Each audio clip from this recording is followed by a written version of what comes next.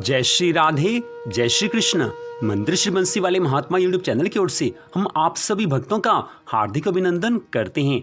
आज हम आपको सुनाने जा रहे हैं श्रीमद् भागवत महापुराण के 5वें स्कंद के 12वें अध्याय की परम पावन कथा। इस अध्याय का नाम है रहुगण का प्रश्न और भरत जी का समाधान। बोल श्री राधा कृष्ण भगवान की जय। बोल श्रीमद् भागवत महापुराण की जय। पिछले अध्याय की कथा में आपने राजा रहुगण और भरत जी की कथा सुनी थी। अब उन्हीं की कथा का आगे प्रसंग आ रहा है। राजा रहुगण कहने लगे हैं कि हे भगवान, मैं आपको नमस्कार करता हूँ। आपने जगत का उद्धार करने के लिए ही यह देह धारण की है। हे योगेश्वर, अपने परमानंदमय स्वरूप का अनुभव करके आप इस स्थूल शरीर से उदासीन हो गए हैं तथा एक जड़ ब्राह्मण के वेश में अपने नित्य ज्ञान में स्वरूप को जनसाधारण की दृष्टि से छिपाए हुए रखते हैं। मैं आपको बार बार नमस्कार करता हूँ। हे ब्राह्मण, जिस प्रकार ज्वर से पीड़ित रोगी के लिए मीठी औषधि और धूप से तपे हुए पुरुष के लिए शीतल जल अमृत के समान होता है, उसी प्रकार मेरे लिए जिसकी बुद्धि को देहाभिमानी रूपी विषैले सर्प ने डस लिया है, आपके वचन अमृत में औषधि के समान है। आपके द्वारा दिए हुए ज्ञान को सुनकर मेरे मन को शांति मिली है। मेरे मन में जो अहंकार था उसका नाश होना आरंभ हो गया है। आपके उपदेशों को सुनते हुए मुझे तृप्ति नहीं होती है। मेरे मन में एक यही भाव है कि मैं आपसे ज्ञान की और बातें सुनूं, क्योंकि आपको भगवान के बारे में सब कुछ पता है। आप भगवान के शुद्ध भक्त हो। आपके मन में ठाकुर जी सदा बसे रहते हैं। इसलिए आप जैसे संत महात्माओं के दर्शन करना, आप जैसे संत महात्माओं की चरणों की रज मिलना बड़े सौभाग्य की बात है। भगवान की अनंत कृपा हुई है मुझ पर, जो आप जैसे शुद्ध भक्त के, आप जैसे ब्राह्मण भक्त के मुझे दर्शन हुए। हे भगवान, हे देव, मैं आपसे अपने संशयों की निवृत्ति तो पीछे कराऊंगा।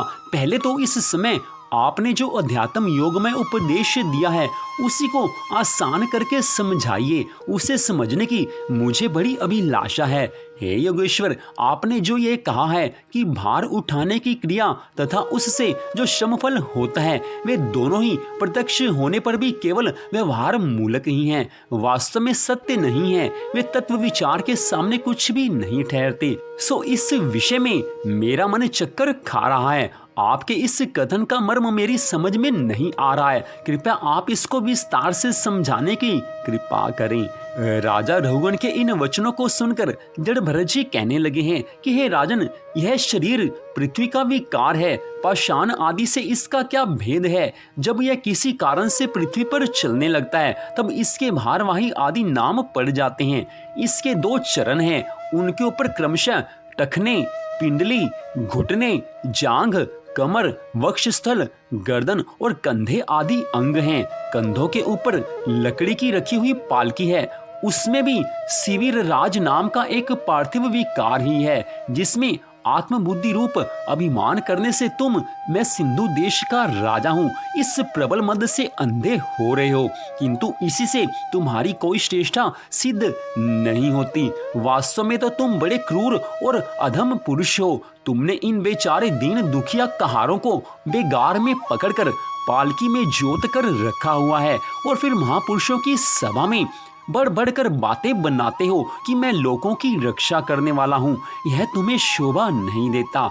हम देखते हैं कि संपूर्ण चराचर भूत सर्वदा पृथ्वी से ही उत्पन्न होते हैं और पृथ्वी में ही लीन हो जाते हैं। इसलिए जो तुम सबको कष्ट देते हो ये तुम्हारा बड़ा पाप कर्म है। हे राजन, जब बनाने वाले ईश्वर ने सबको समान बनाया है तो तुम सबके साथ क्यों गलत व्यवहार करते हो? तुमने इन कहारों को जबरदस्ती अपने साथ रखा हुआ है।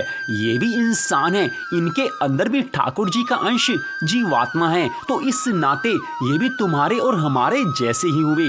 तुम मुझे संत समझकर मेरा अभिवादन कर रहे हो, मुझे नमस्कार कर रहे हो, लेकिन मेरे अंदर जो जीवात्मा है वही जीवात्मा इन कहारों के अंदर भी है। इसलिए मान तो सबका करना चाहिए, सम्मान सबका करना चाहिए।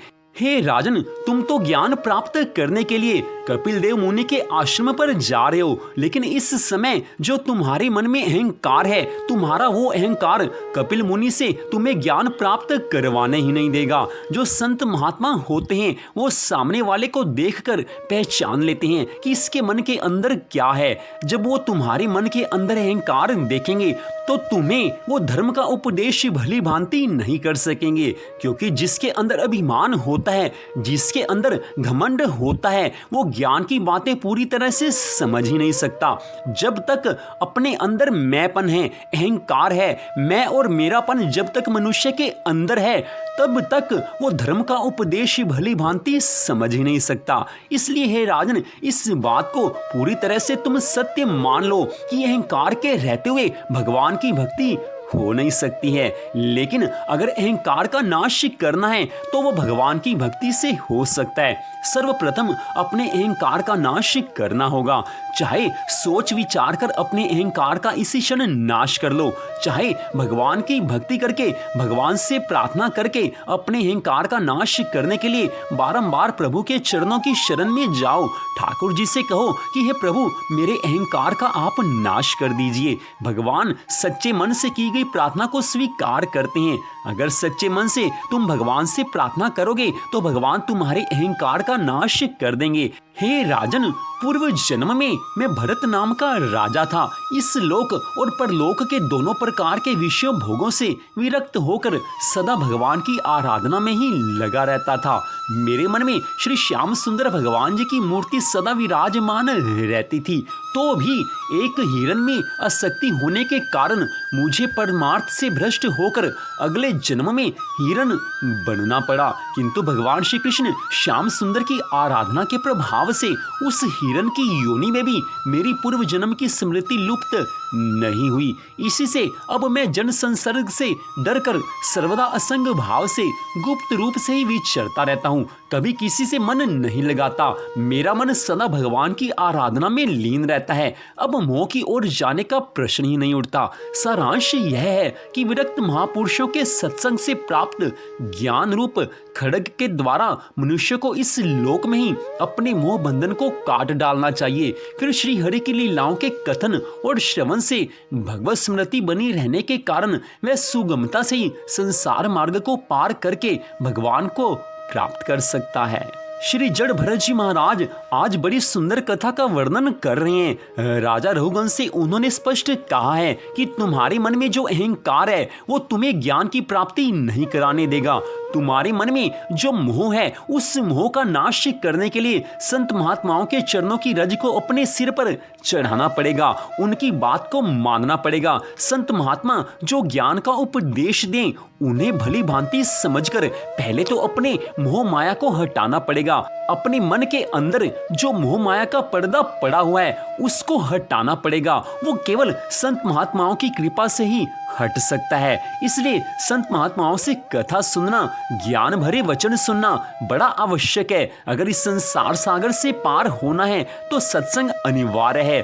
बिना सत्संग के, बिना संत महात्माओं की कृपा के कभी जीवन से मोह माया हट ही नहीं सकती है, और मोह माया के हटे बिना कभी भगवान की प्राप्ति हो ही नहीं सकती है। जड़ भरत जी महाराज ने बड़ी सुंदर बात यहाँ पर कही है। उन्होंने स्पष्ट कहा है कि हे राजन, सबसे पहले संत महात्माओं के सत्संग से, उनके संग से जो मोह का बंधन है उसको काट डालना चाहिए। महापुरुषों से सुने गए वचनों के अनुसार अपने जीवन को चलाकर जो मोह की रस्सी है वो कट जाती है। जब मोह का नाश हो जाता है तो उसके बाद भगवान की जो भी हम कथा सुनते हैं उसका पूरा आनंद मिलता है। आज इस कथा में श्री जड़ भरत जी महाराज ने बड़ी सुंदर प्रश्न का उत्तर दिया है। हम सबके मन में ये प्रश्न उठता है, हमारे मन में भी उठता है, आपके मन में भी अवश्य उठता होगा कि भगवान की कथा सुनकर आनंद क्यों नहीं मिलता, भगवान का सत्संग सुनकर भी अपने अंदर आनंद की अनुभूति क्यों नहीं होती।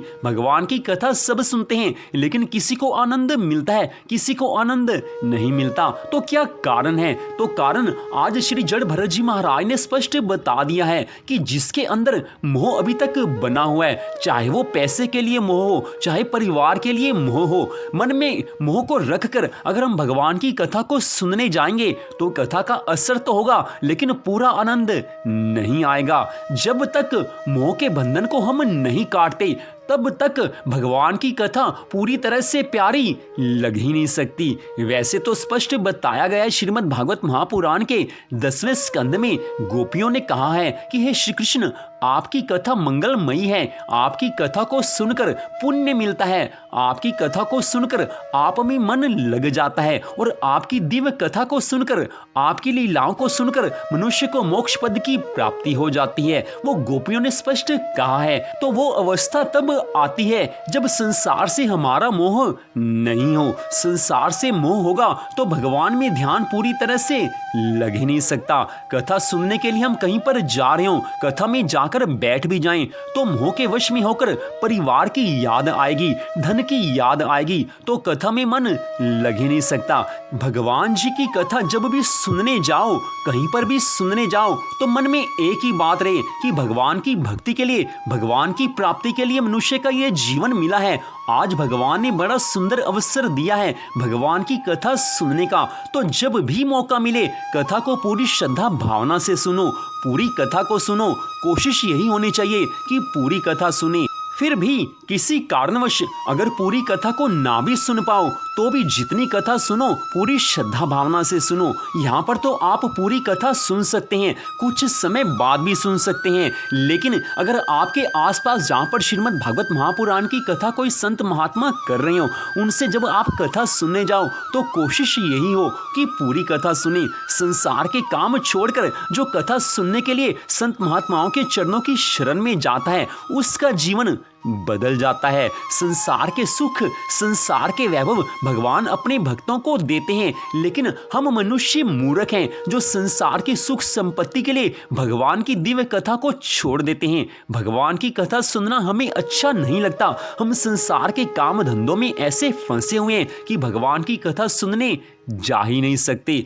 चलो वो भी मजबूरी वाली बात हो सकती है, लेकिन यहाँ पर जो आप कथा सुन रहे हो ये तो आप दिन में किसी भी समय सुन सकते हैं। ये कथा तो पूरी सुननी ही चाहिए। जिसको भगवान की कृपा प्राप्त करनी हो, जिसको अपने मनुष्य जीवन को सफल बनाना है, जिसको मोक्ष पद की प्राप्ति करनी है, और यहाँ पर जिसको संसार में सभी तरह के सुख संपत्ति आनंद प्राप्त करने हैं, उसको तो भगवान की कथा पूरी सुननी ही पड़ेगी।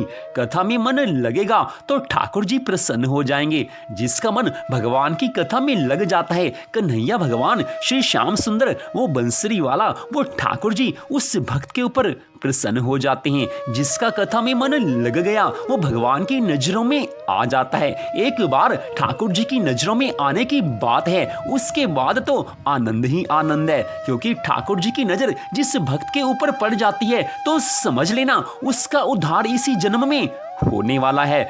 इसी विश्वास के साथ सदा भगवान की भक्ति में लगे रहना चाहिए।